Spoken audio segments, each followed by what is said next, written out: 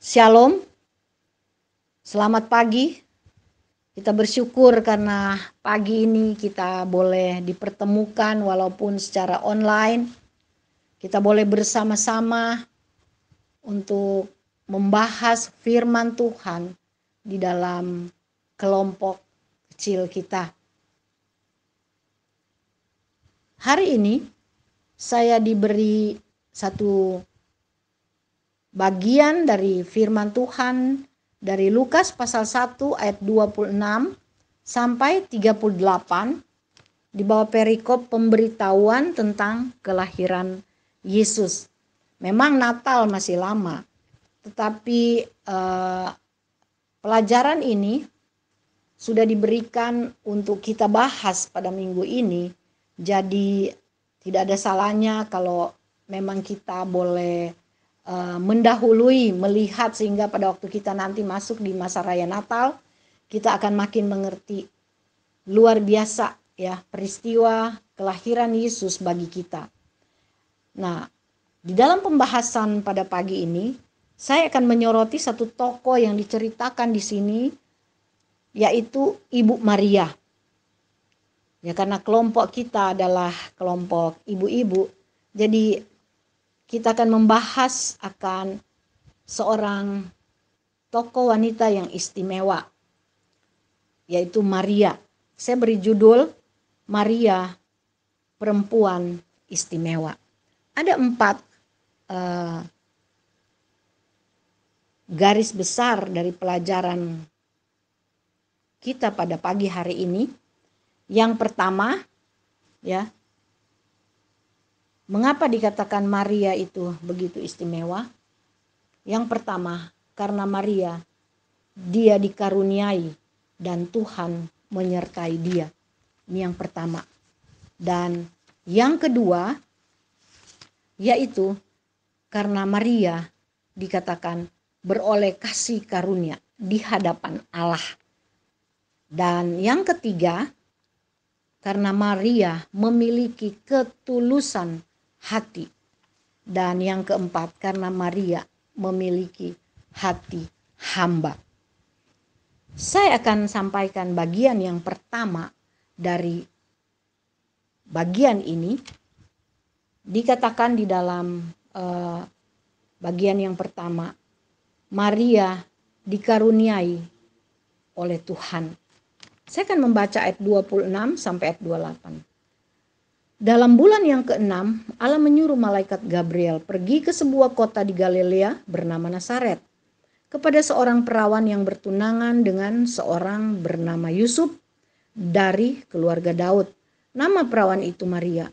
Ketika malaikat itu masuk ke rumah Maria, ia berkata, "Salam, hai engkau yang dikaruniai, Tuhan menyertai engkau." Saudara yang kekasih di dalam Tuhan, dari bagian yang pertama ini kita melihat, kita perhatikan, malaikat Gabriel dikatakan dia adalah the man of God. Dia disuruh pergi ke sebuah kota di Galilea yang bernama Nazaret. Kota ini berbatasan dengan wilayah bangsa kafir.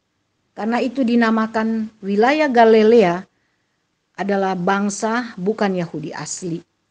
Sebuah kota yang ada di sudut kecil di mana kota tersebut tidak memiliki reputasi dalam hal keagamaan. Malaikat Gabriel membawa pesan yang besar, pesan yang luar biasa. Dia datang ke kota yang tidak terkenal kepada seorang wanita yang berstatus sosial biasa-biasa saja.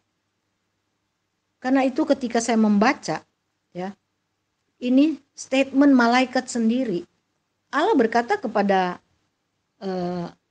malaikat Gabriel supaya dia pergi mendapatkan seorang yang bernama Maria. Tapi ketika malaikat sampai, dikatakan ketika dia tiba di rumah Maria, malaikat itu sendiri, dia pasti heran karena melihat luar biasa pilihan Allah. Ya. Malaikat Gabriel berkata, "Salam, Hai engkau yang dikaruniai, engkau yang dianugerahi, Tuhan menyertai engkau. Ini statement yang luar biasa dari the man of God. Engkau dikaruniai, engkau diberkati di antara semua perempuan keturunan Daud. Sahabat, kita melihat ketika Allah memilih Maria. Allah tahu karena Maria ini akan mampu melaksanakan misi Allah bagi dunia ini. Allah memilih Maria. Allah memberi hak penuh untuk Maria. Allah mengakui Maria sebagai perempuan yang layak mengemban akan misi Allah. Mengapa? Ya. Karena Allah tahu Maria punya kehidupan yang rutinitas bersama dengan Tuhan. Dari mana Maria mengenal akan Allah? Dari kedua orang tuanya. Memang tidak diceritakan di dalam bagian ini. Tapi kalau kita membuka tafsiran-tafsiran, bagaimana Maria dikatakan dia memiliki kedua orang tua yang takut akan Tuhan. Selalu mengajarkan firman Tuhan kepada Maria. Dari kecil Maria selalu diajak secara rutinitas berbakti beribadah di bait Allah. Mendengarkan kitab Taurat Musa di sana. Dan Maria bersama kedua orang tuanya tekun mendengarkan akan berita yang disampaikan oleh para imam-imam Lewi di bait Allah. Maria sungguh-sungguh mendengarkan dengan saksama. Dan Maria selalu menyimpan semuanya itu dalam hatinya. Maria tahu bahwa nanti akan ada Mesias yang akan datang. Akan datang juru selamat untuk menebus, untuk menolong, untuk membebaskan bangsa Israel. Maria sudah mendengar akan berita nubuatan-nubuatan yang disampaikan. Jadi Maria sudah tahu itu. Jadi Maria itu, dia selalu ada di dalam hubungan takut akan Tuhan, dipelihara dengan sungguh. Sehingga Allah memilih Maria. Allah menyuruh malaikat Gabriel pergi ke sana. Saudara, ketika Allah memilih kita, ketika Allah menunjuk kepada kita, memberi hak istimewa, hak penuh bagi kita untuk menjadi anak Allah. Kita diberi predikat sebagai anak-anak Allah. Kita juga harus bersyukur, kita harus jaga itu seperti Maria, ya. Dia sudah menjaga sebelumnya hubungan dia dengan Allah sehingga Allah memilih dia. Begitu juga dengan kita. Pilihan Allah tidak pernah salah, ya. Allah bukan memilih kita setelah kita ini berbuat baik, bukan, ya. Jauh sebelum kita lahir, Allah sudah tahu siapa kita. Jadi kalau Allah pilih kita, mari kita jaga akan pilihan Allah kepada kita. Kalau Allah memberkati kita, kita harus bersyukur. Kalau Allah mengaruniai kita, mengangkat kita menjadi anak Allah, kita harus bersyukur. Karena yang mengangkat kita, yang memilih kita, yang mengaruniai kita sebagai anak Allah adalah Allah Juru Selamat yang bertakhta di surga. Kita harus bersyukur. Jadi kita melihat di sini, ya, dari Maria. Maria begitu istimewa karena dia dilihat, dipilih oleh Allah. Dia dikaruniai, dia diberi hak, dia diberikan satu tugas untuk menjalankan misi Allah bagi dunia ini. Ini yang pertama kita pelajari dari Maria yang istimewa. Ya. Yang kedua, yaitu Maria dikatakan beroleh kasih karunia di hadapan Allah. Ayatnya yang ke-29 lanjutannya sampai 30 dikatakan Maria terkejut mendengar perkataan dari malaikat itu lalu bertanya di dalam hatinya, apakah arti salam itu? Kata malaikat itu kepada Maria, jangan takut hai Maria, sebab engkau beroleh kasih karunia di hadapan Allah. Ini yang kedua, memperoleh kasih karunia di hadapan Allah. Apa itu kasih karunia? Ya. Waktu Maria mendengar kata dan penjelasan dari the man of God bahwa dia memperoleh kasih karunia, dia sungguh heran ya. Dia sungguh kaget. Apa itu kasih karunia yang diterima oleh Maria? Ya, di dalam ayat 31 sampai 33 dikatakan demikian. Sesungguhnya Maria, engkau akan mengandung dan akan melahirkan seorang anak laki-laki. Dan hendaklah engkau menamai dia Yesus. Ia akan menjadi besar dan akan disebut anak Allah yang maha tinggi. Dan Tuhan Allah akan mengaruniakan kepadanya tahta Daud, bapa leluhurnya. Dan ia akan menjadi raja atas kaum keturunan Yakub sampai selama-lamanya. Dan kerajaannya tidak akan berkesudahan. Wow, luar biasa. Dikatakan Maria beroleh kasih karunia di hadapan Allah. Karena dia akan menjadi ibu Yesus. Maria sudah tahu sekali lagi dari ajaran orang tua akan datang juru selamat, yaitu Mesias yang akan membebaskan bangsanya. Dan dikatakan oleh malaikat kasih karunia yang diperoleh Maria, Maria akan disebut ibu Yesus, ya. Bahkan di dalam ayat ini dikatakan bahwa Tuhan Allah akan mengaruniakan kepadanya tahta Daud. Maria mengenal siapa Daud, ya, bapa leluhurnya. Dan Yesus yang akan lahir akan menjadi raja atas kaum keturunan Yakub sampai selama-lamanya, dan kerajaannya tidak akan berkesudahan. Ini kasih karunia yang diterima oleh Maria.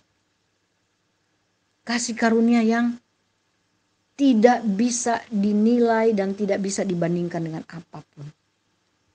Apa itu kasih karunia? Ya, kasih karunia ini adalah bantuan kekuatan ilahi yang hanya datang dari Tuhan. Kalau di zaman perjanjian baru saat ini, kita juga mendapat kasih karunia dari Tuhan. Apa itu? Keselamatan. Ya, keselamatan itu kasih karunia. Kita layak dihukum, kita layak masuk neraka. Tetapi karena Tuhan mengasihi kita, maka Tuhan memberikan kasih karunia-Nya kepada kita. Sehingga kita itu diangkat dan dipindahkan, ya, dari lumpur dosa kepada kehidupan kekal, kehidupan bersama Tuhan di surga. Syaratnya apa? Syaratnya terimalah kasih karunia, bukalah hati, undanglah Yesus masuk di dalam hati. Dan jadikan Yesus sebagai raja yang akan bertahta selama-lamanya, ya. Seperti yang dikatakan oleh malaikat Gabriel bahwa kasih karunia yang diberikan itu adalah akan lahir Yesus yang akan menjadi juru selamat dunia. Kita menerima kasih karunia keselamatan yang dari Allah cuma-cuma, ya. Seperti Maria juga, dia menerima dengan cuma-cuma akan kasih karunia Tuhan. Tetapi berbeda dengan kita, Maria itu dia jauh sebelumnya seperti saya katakan tadi menjaga akan hubungan intennya dengan Tuhan secara luar biasa. Kalau kita lahir sudah dalam keadaan berdosa dan kadang-kadang kita terus masih berbuat dosa. Firman Tuhan dalam perjanjian baru mengatakan Yesus datang untuk menebus dosa kita, ya. Kita harusnya bersyukur untuk kedatangan Yesus.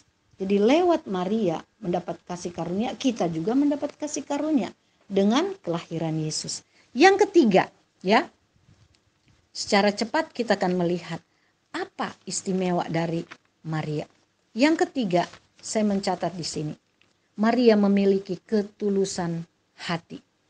Di dalam ayat selanjutnya, ayat 34, kata Maria kepada malaikat itu, bagaimana hal itu mungkin terjadi karena aku belum bersuami?